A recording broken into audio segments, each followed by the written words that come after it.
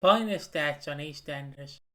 Yeah, life comes at you with all obstacles, taxes, fraud, money, But the one thing in life you're always guaranteed, whether you're homeless, whether you have one leg, one arm, one head, we're all gonna die. Like, that's simply it. And we're gonna talk about pointless deaths on EastEnders.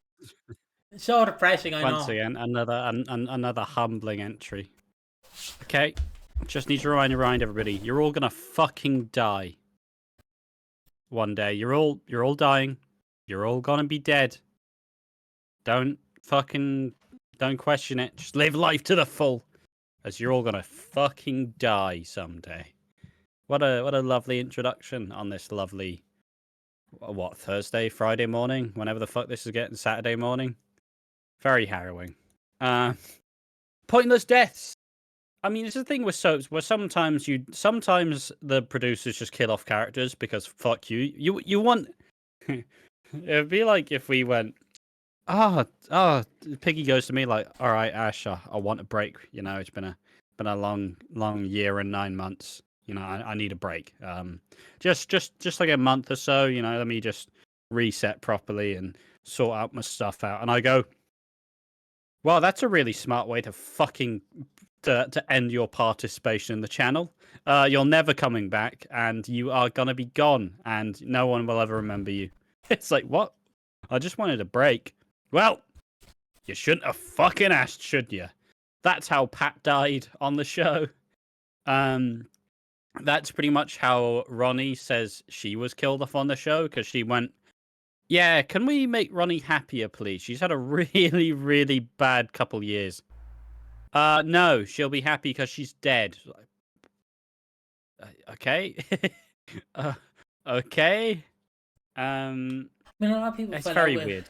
A lot of people fell. I wanted to make sure the ice cream's turned down. Yeah.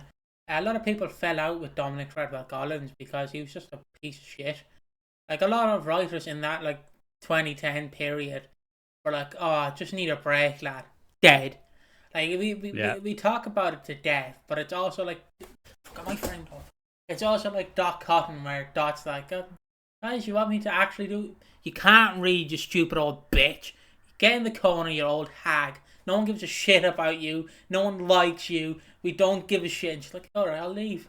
You won't leave. I've been here for 30. I've been there for like just below 30 years, like over 30 years now. Yeah, well, loser says what? It's just how childish are you gonna be? Like, it's just like, what are you gonna do? Leave? And she's like, do you want me to leave? No. Well, I'm gonna fucking leave. Just like, see how you like them apples. I always stand in the mentality that workers should be allowed to take holidays off when they want to. If it's a soap, if it's a film, like, because obviously if you're filming, like, I'm gonna say Spider-Man 4, and Tom Holland's like brother dies, he should be allowed to obviously take time out of his schedule, go deal with that, and not be like, you're playing Spider-Man. Fuck it, I don't give a shit about your family. Or it's like if when he was alive, if Leslie Grantham, one of his kids, got sick, like, you can't really be like, we care about your kids, but you can't leave. Like, it is very much, I believe it's a very strange one, really. I believe it's like why would you ever not allow this to happen? Like, I've always said it. I believe in workers' rights. I think workers' rights should be a thing.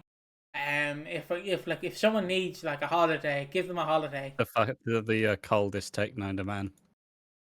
I don't know. I don't know why I fucking watered up there for a second. But yeah, big corporation doesn't want you to hear this. But yeah, like, something like that. It's just like you should. But yeah, you should be allowed to take a break. Essentially, you should always be allowed to take a break. There's no reason for you to not. Like, if you put your time and effort into the show, you should be allowed to fucking take a break. But unfortunately, sometimes these characters weren't really allowed it.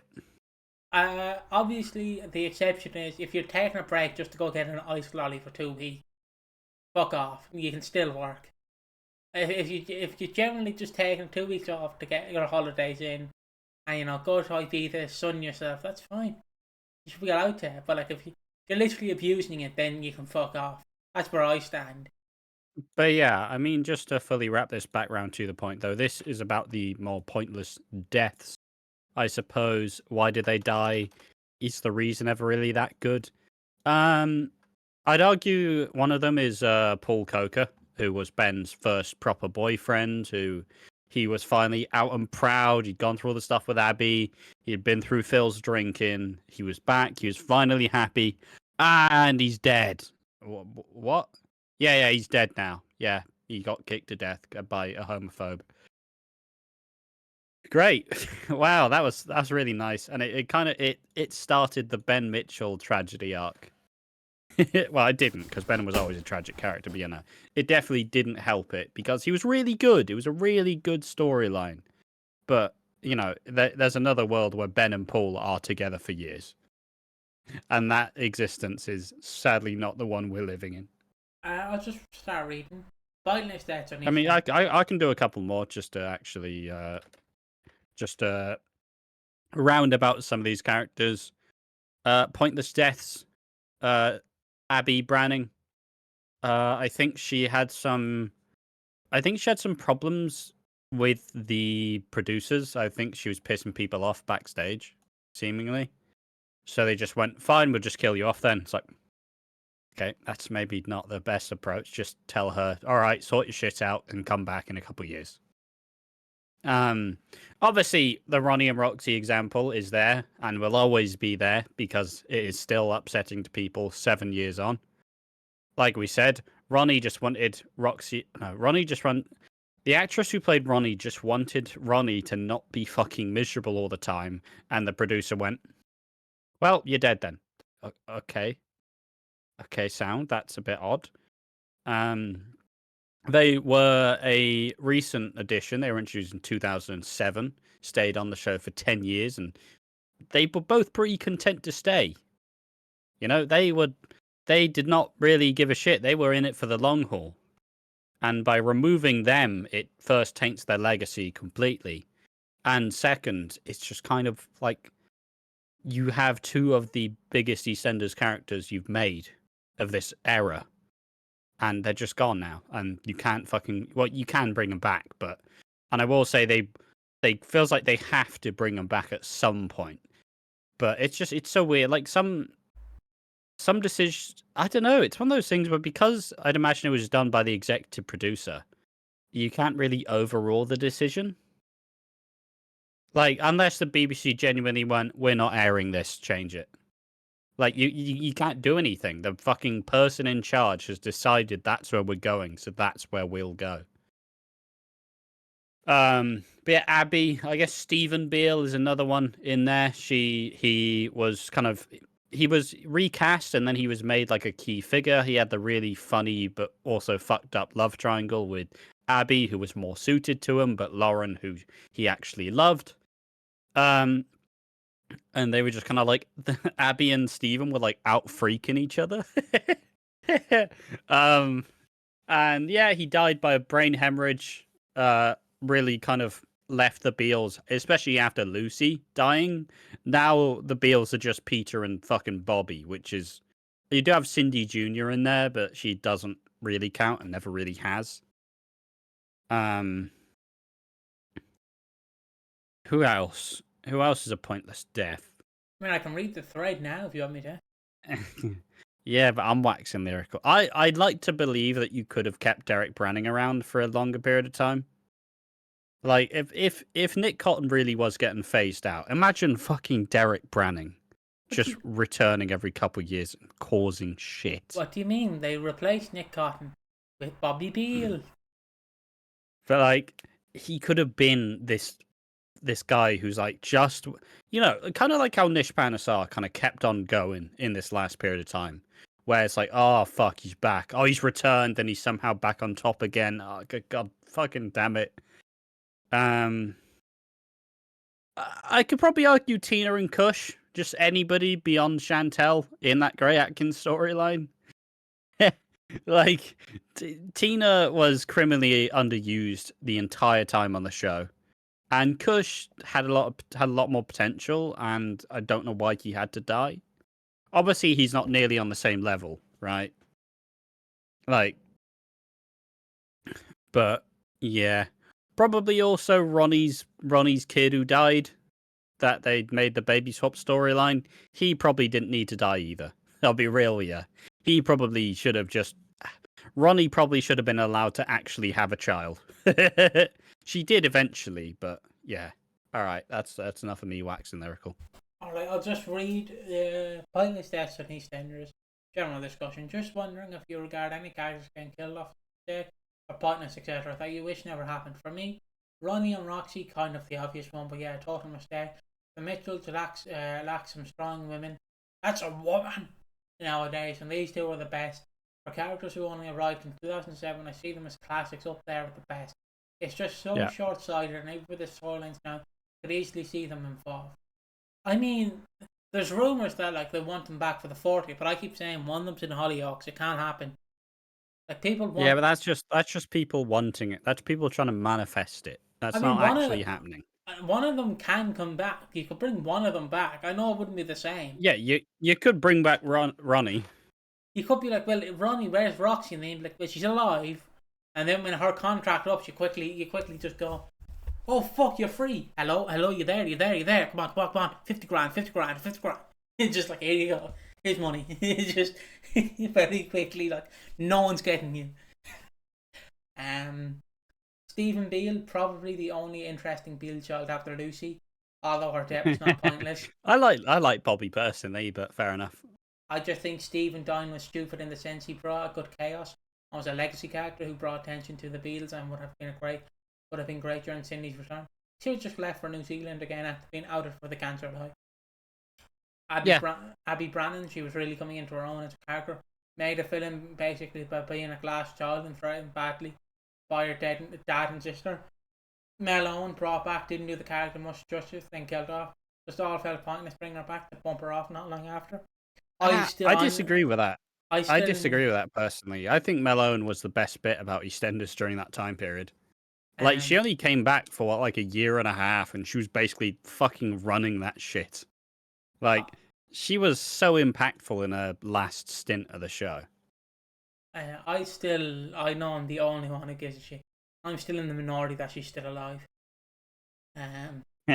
She did not get hit by that truck.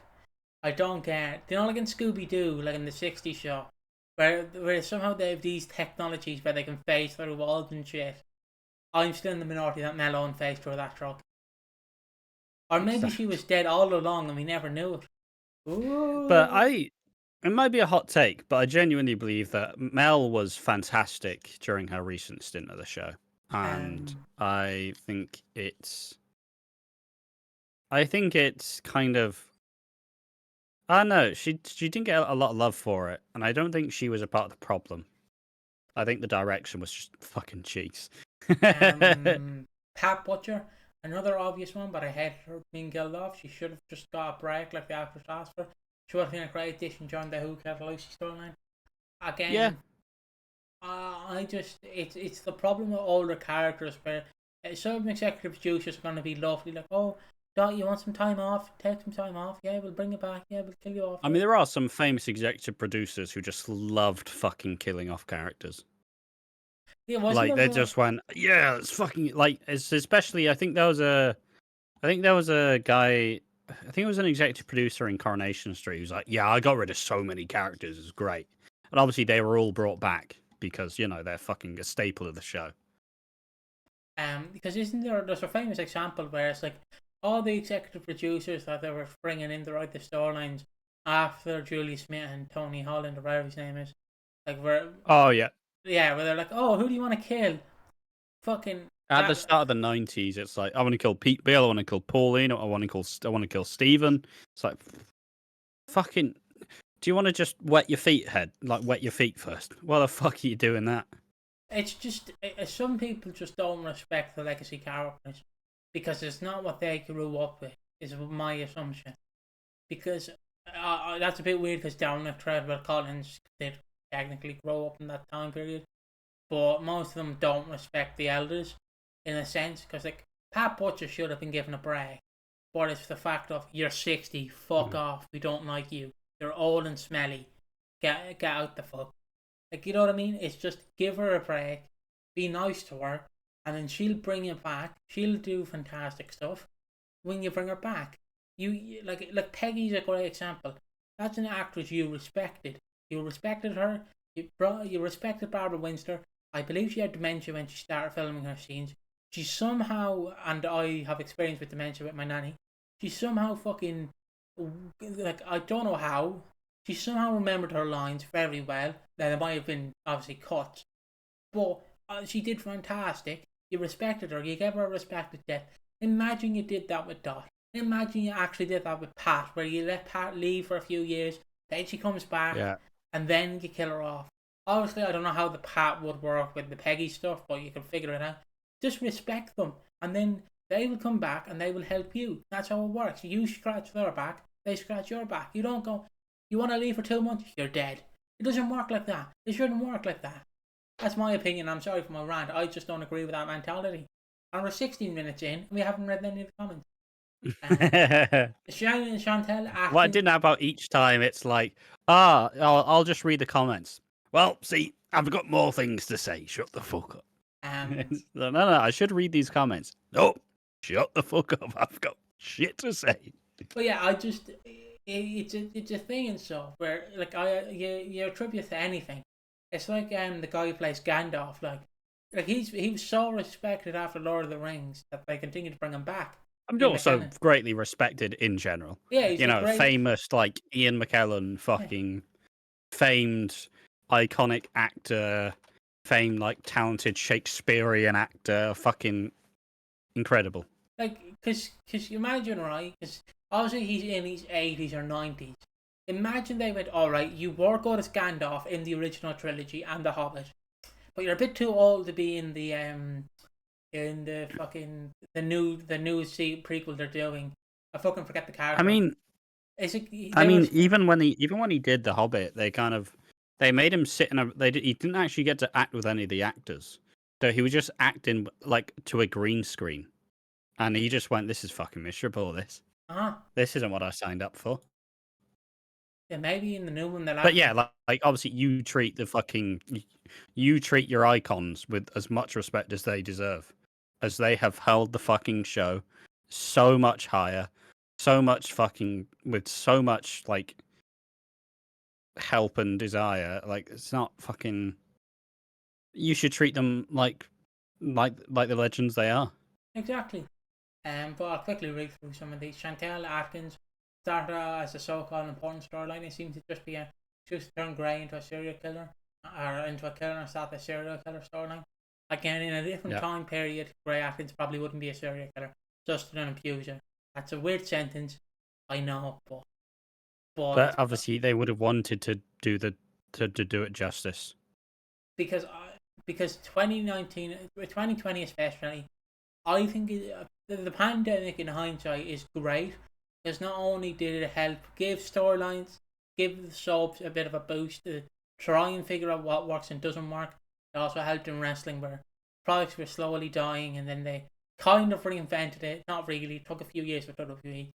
But the same happened for soaps. They tried what worked and what didn't work. And obviously, what didn't work was Grey Atkins. But thankfully, they got the fuck rid of him in 2022. So yeah. I wanted her to survive, but I think her initially dying was the shock. But not all abuse victims do make that alive. I fully agree. I hated when he became a serial killer. It ruined the whole story. I'm in two minds about it because I do fundamentally agree that subsequent serial killer storyline diluted the original intent of the abuse story.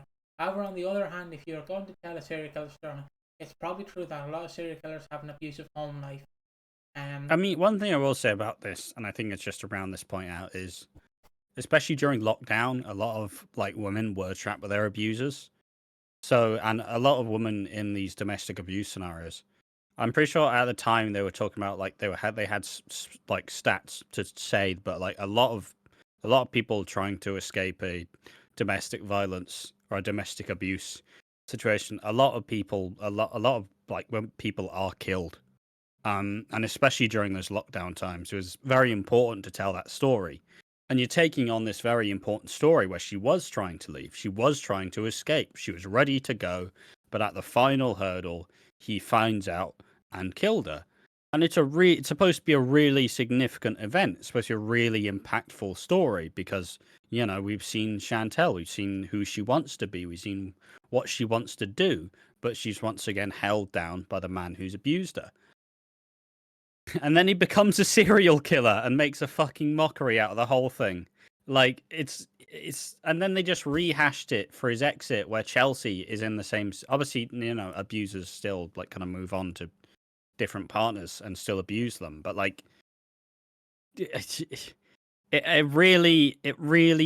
made it feel cheap when that wasn't what it was supposed to be. It was supposed to be this really impactful statement about abuse, but like in the end it was just fucking like it went on too long. They didn't know when to finish it at the right time, and they muddied all of their main points originally. It's like I describe it as, it's like if your art teacher went, okay, we want you to draw a Picasso, but not like a child. Like, try and draw it professionally. Obviously, you don't have to draw it professionally, but just try.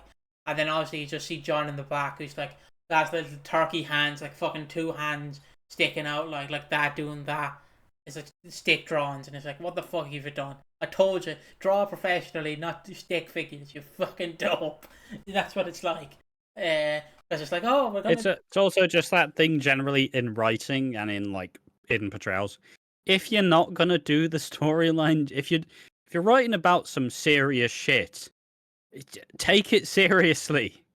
If you don't know how to write about it, you don't fucking write about it. It's a simple thing. It's like, because you don't want to besmirch it, you don't want to ruin it, because it's a serious fucking issue. like, It was a domestic abuse storyline, and then he becomes a serial killer. the one, because I can always compare it to, the one Family Guy episode is this Quagmire's sister is being abused by her boyfriend Jeff, like physically abused and emotionally abused, and like they're trying to tell this serious story that she's being abused, and you're like, okay, that's funny. No, it's not funny. Not funny. I fucked up my part. It's not funny. She's like generally being abused, and then you cut to Peter Griffin's like, a rock lobster. Hey, a rock lobster, and it's like, are you trying to make me laugh? Because it's going from like, ha ha, you can call the child abusey, ha ha ha.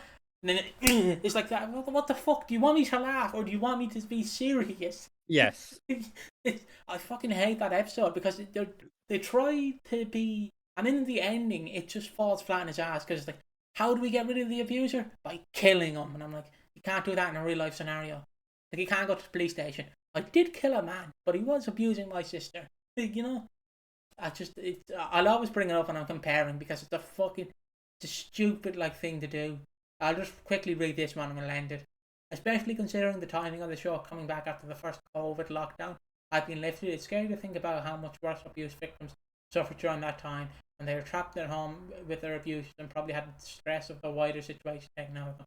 What do you agree about hating it turning into a serial killer story though? They should have just cut out the Tina and Kush stuff and get to the part about Gray targeting Chelsea, his new wife instead. I think that's a perfect place to end it, if you say so. We didn't read much of the comments, but we had a laugh, we had a cry. We had a good conversation about it. Yeah, and I guess to leave this off, we recorded this live on twitch.tv, watching Walford. Follow if you want to get our early recordings on a Monday, on our Thursday. Yeah, like podcast. Genuinely, if you want like 4 or 5 hours of content at the start of the week, come to the Twitch channel.